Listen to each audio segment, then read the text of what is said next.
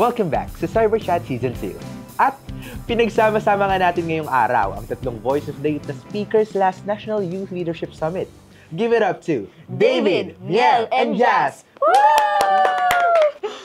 Ayan, so kamusta naman kayo? Grabe, parang mini-reunion talaga to, no? Ano, kamusta naman yung mga bigatin nating guests ngayon? Okay. Mga bigatin nga ate, hindi na natin nakapagsalita. Oh, sige, unahin mo na, Miel. Ikaw na. Miel pala, kasi ikaw yung nagturo eh. So, ano ba? Kumusta ka? Kumusta kayo? Okay ka lang Nakita-kita ba? ulit kayo. Ayun, nakakamiss nga pagkatapos ng summit, we didn't get to update each other na kasi busy ng schedule. Pero ngayon I'm thankful na I get to be here ulit, tapos to be with such great leaders, and to be with you guys. Kaya ayan. What about you guys? well, ako naman, ever since sa summit, no, natatakam pa rin ako doon sa pansit tsaka zest. Totoo. Yung unlimited na siopaw. Siopaw. Yun yung cravings ko na ever since the summit. No? But I've been doing well, adjusting well sa UANP. Ever since nung summit, naging super busy yung schedule namin kasi super rush ng mga ganap sa org namin. Pero doing great naman so far. Kayo, kamusta kayong dalawa? Ako, I'm very... Ano naman, ito napagod kanina kasi kanina lang, di ba, nagkita-kita tayo. And alam mo ba, Icon, collectively, tingnan mo, nakikita ko sila, ang bigatin ng mga kasama natin today. Like, sa pagkakaalam ko, lahat sila youth leaders. Ang alam ko, si Jazz at Miel, parehas na president ng Supreme Student Government, di ba, SSG. And si...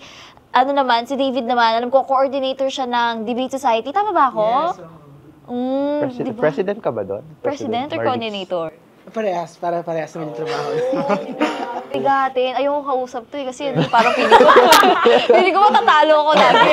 Oo nga, ayoko makipag-debate dyan. Pero, ganda lang kasi, di ba, tinext natin na kanina para magkita-kita sila. So, ganda din Dito agad sila, oh. Hindi ko in-expect na nakakamiss din pala kayong tatlo. Di ba, tagal na kasi tayo nagkita, kaya nakakamiss na. Pero yun, kumusta naman yung patuloy na makikiisa nyo sa pagsugpo ng cybercrimes? Ano ba ang mga nai-offer ng mga kabataan natin, tulad natin, sa advocacy na ito, sa tingin nyo? Sa amin kasi, kung makikita mo man yung page ng SSG namin, nagpo-post naman kami ng awareness regarding this. And then, meron din kaming other organization na active din yung page nila. And then, bumuo kasi ako ng coalition. So, lahat ng organizations under our school, pinag-isa-isa ko yung mga president. Para kapag meron kailangan, isa-suggest ko sa kanila like, Hoy, CIS post naman kayo ng ganito kasi akma yung topic sa organization nyo. And ginagawa naman nila. Kaya active kami when it comes to promoting a cyber safe space sa social media talaga. Kasi doon naman nakababad yung mga bata, mostly estudyante nowadays. Grabe. Ikaw, So, parang David? may federation. Oo. Ganda no, nag-establish siya. Ikaw, David? Well, in regard naman sa mga organizations ko in the previous year, no? So, since I've left the Maris schools, I've already started coordinating with them pa rin. Yung mga plano, kung ano natanim sa akin sa summit, still, I want to revive it within them, no? So, lahat ng projects na nakikita ko na very feasible, they run it through me, and I say, yeah, go for it, no? So, primarily, yung target namin, first is the discipline building. And at the same time, yung, it starts with you. We really focus on that program. It starts with you, education formation programs. And from there, doon na nagbubuo ng mindset for collectively fighting against this ASAIC and cyberbullying. How about you, Mel? Actually, same thing with Jazz kasi sa SSG tayo. So, one of the things that we can offer is yung pag-raise ng awareness namin. So, kung you can see sa page ng SSC namin, we also post a lot of awareness around sa mga about sa mga social issues na nangyari sa bansa, at the same time we're also developing activities, events on how we can raise awareness kapag dating naman sa cybersecurity, cyberbullying, and how you can protect yourself and your loved ones pagdating dito naman sa social media. Totoo, maganda yan kasi, diba, malaking bagay na rin yun yung pag-share nyo ng awareness sa iba pang kabataan. Pero at that very young age, no, nakakamanghalang na kasama na kayo ng Cyber Guardians Philippines. Grabihan yan dahil hindi basta-basta yung advocacy yung to. And nakakatuwa at kasama namin kayo dito. Pero what motivates all of you na sumama sa laban? Kasi this is different sa mga advocacies like reading literacy, youth leadership, eco-friendly communities na, at iba pa, na pinopromote ng mga schools.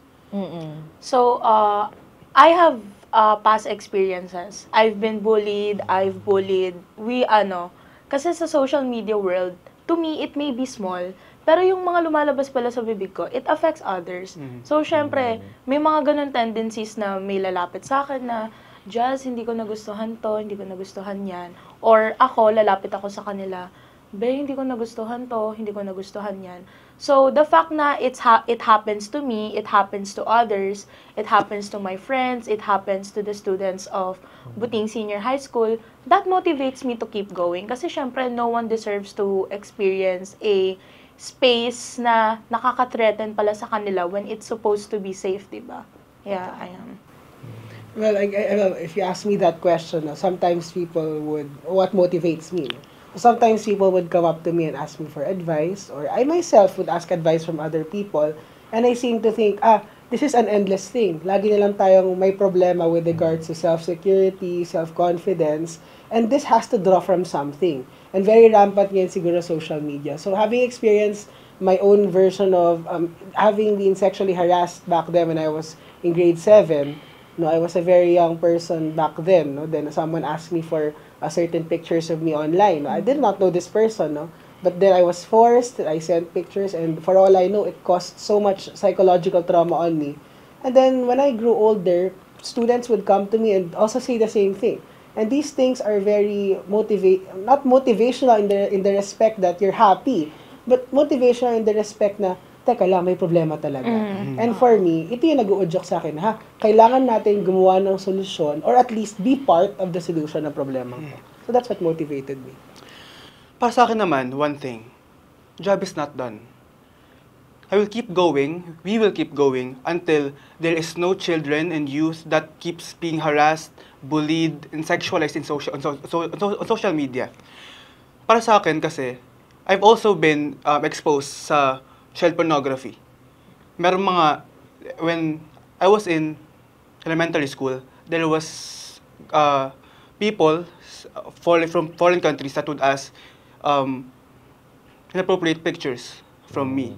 And then, naalala ko rin, yung mga Dolensians from students from my school, nakikita ko na hindi pa rin talaga aware yung iba pagdating social media. Nakikipag-away, nakikipagbaldagulan ng hindi maganda, at nakikipagchismisan sa feed nila. And I want to keep going na this is what you should do. Tapos, what motivates me is that nag-start yung commitment ko sa advocacy nito noong September 30. Doon ko nakita yung how deep the roots are, and gusto kong maging part ng solution on how we can promote a safer cyberspace, not only for children and youth, but for everyone in the whole world. Grabe. Pero before that, I'm so sorry na hindi ba, na na-experience niyo yung mga bagay na yun. Kasi totoo naman na walang kahit sino mang tao, kahit bata pa man yan, kahit matanda na, yung deserve na ma-harass, ma-abuse, di ba? And maganda na napag-usapan natin ngayon yung mga ganitong bagay. Kasi, di ba, napaka-importante na may kahit isang tao na nag-speak up. Kasi maraming bata, maraming, kahit ako before na-experience din yan, na parang takot talaga na magsumbong or magsalita. Kasi parang nagre-reflect siya ng kahinaan mo eh. So, maganda na parang may someone silang nakikita na ready to speak up for them. Diba? Totoo. Saka, ang ganda rin, nakaka-motivate kayo as a whole. Kasi, kayo sa inyo nang galing mismo parang na, imbes na ma-down kayo sa nangyari, malungkot kayo sa nangyari, parang kinugutan nyo ng lakas yung mga hindi magandang pangyayari sa inyo para mas ma-motivate yung ibang tao. In a way, kagaya nga nung sinabi ni David na hindi siya in the way na nakakatuwa, pero in a way na parang ito nangyayari nga to, kailangan may gawin tayo. At least may gumagalaw. Kasi sa totoo lang, iba yung nararanasan ng kabataan sa social media at iba rin yung nararanasan ng mga adults sa social media. So, magkaiba tayo ng nararanasan and kung walang magsasalita na kabataan, walang makakaalam kung ano yung nararamdaman natin. Kaya, very important na may nagsa-start. Kaya tayo, kaya may tumatayo na youth leaders and very thankful ako na kayo, itong tatlong nakikita ko, very matatag kasi di ko na-imagine na nakaranas sila ng ganun, no? Nakakalungkot talaga na nakaranas kayo. Ayun yung very thought pa lang na nakaranas kayo, nakakalungkot na. Bukod sa pakikiisa sa advocacy, kayo personally, paano ninyo pinananatili na ligtas kayo sa mga cybercrimes? So, ayun nga, I start with myself. Gaya nga nung sa, sagot ko kanina, I educate myself kung ano ba yung tama, kung ano ba yung mali. Tsaka sa school kasi namin, active naman yung guidance namin and very open sila sa mga ganitong klaseng issue. So, ramdam namin mga students na they are safe and that we can open up to them. So, ang SSG, ang Supreme Student Government namin, yung advisor kasi namin, yung co-advisor namin, guidance advocate. So, very close ang bond ng Supreme Student at saka ng guidance. So, kapag may issues ang students regarding, mga cyber threats, they can come forward sa amin. They can come sa page namin or kami sa FB namin, sa personal FB namin. And then, we can rely this sa mga guidance namin. So, ganun din sa akin. Kapag may problem ako, na-open ko siya sa co-advisor namin. And yung co-advisor namin, willing naman siyang tumulong. Well, yeah, if you ask me naman, well, there are things I want to share. When you start with yourself, it also entails that you understand everything from a different lens. So, paano ko sinimulan sa sarili ko? Well, first off, kapag hindi ko kakilala, di ba't ko i-accept yung friend request, yung follow request?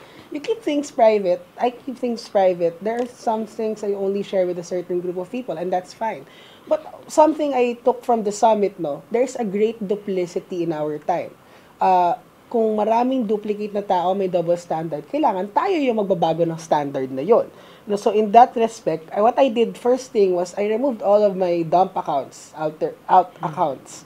Why? Kasi doon ko pinapakita na, wait lang, dapat magpakatotoo ako. Kung sino ako outside of social media, sino ako inside social media, that should be the same person. Kasi wag nating gawing escape, di ko ginagawang escape yung social media from the reality.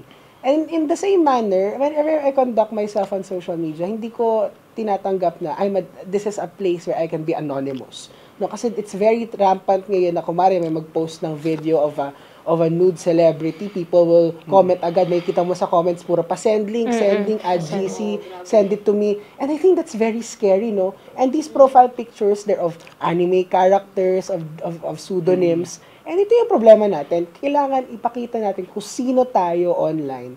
Yun rin tayo sa totoong buhay.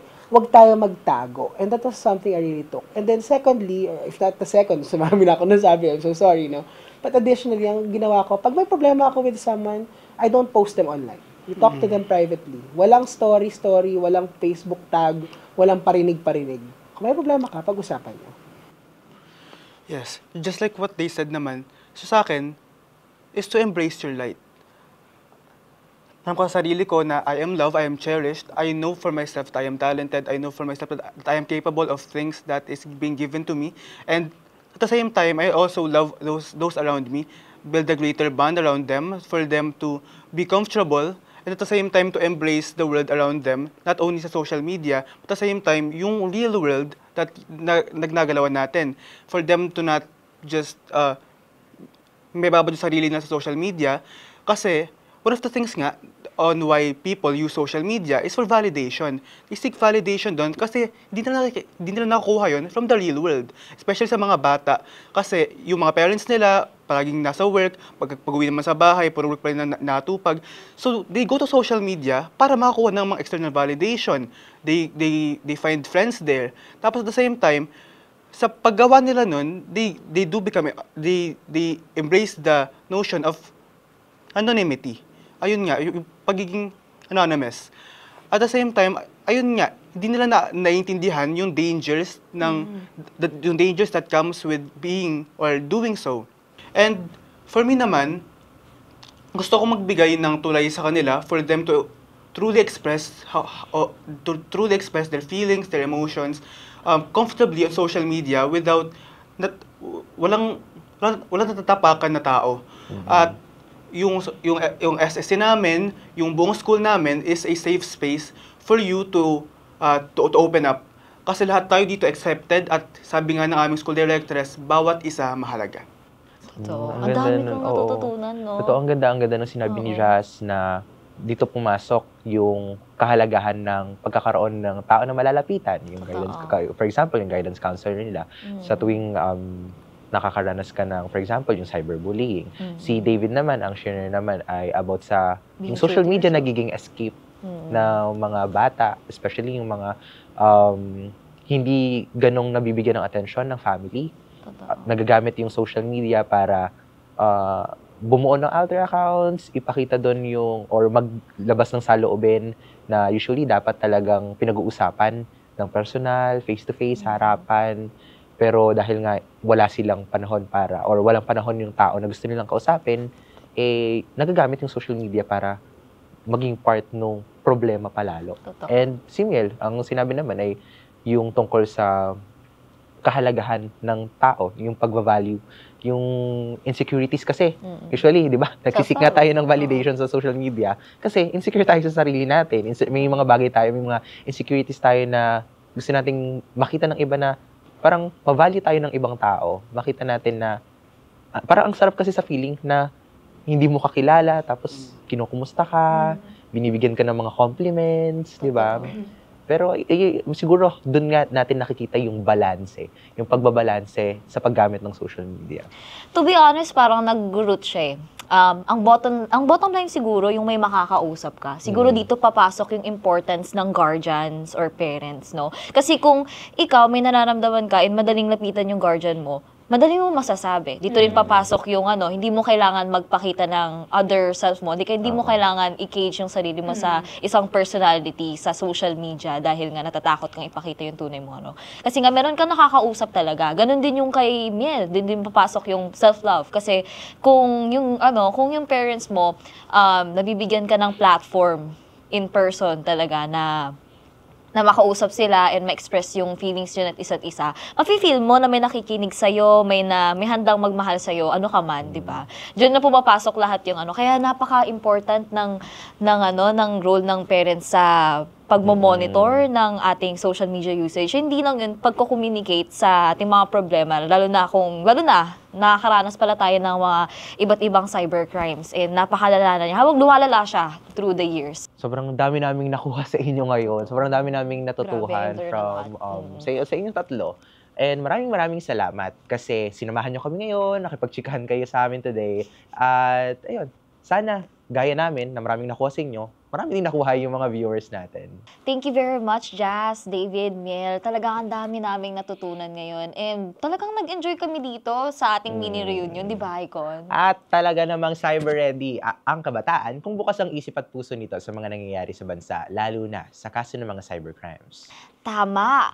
Malaking challenge ang pagiging mulat, pero sabi nga nila, kasalanan ng pagmasdan ang kawalang katarungan, lalo kung pinag-uusapan ay mga bata. Agree ako dyan. Sa panahong ito, dapat ang kabataan ay hindi lamang talaga bukas na pag-usapan ng mga isyong ito, kundi handa ring sumama sa pagkilos na masolusyonan ng mga problema kahit sa pinakamaliit na paraan. Yun ang pag-asa ng bayan na inaasahan ni Gat Jose Rizal, may mapagpalayang kamalayan. Tama. May mapagpamulat na kilos. At may mapagpabagong puso. #CyberReady. Kaya't para maging updated sa lahat ng balita at impormasyon tungkol sa cybersecurity, bisitahin lamang ang aming official website at www.cyberguardiansph.org o i-like at i-follow ang aming social media accounts. Hanggang sa muli, ako po si Lay Andy. At ako naman si Icon Matthew. Kita-kits next episode dito lang sa Cyber Chat Season 2.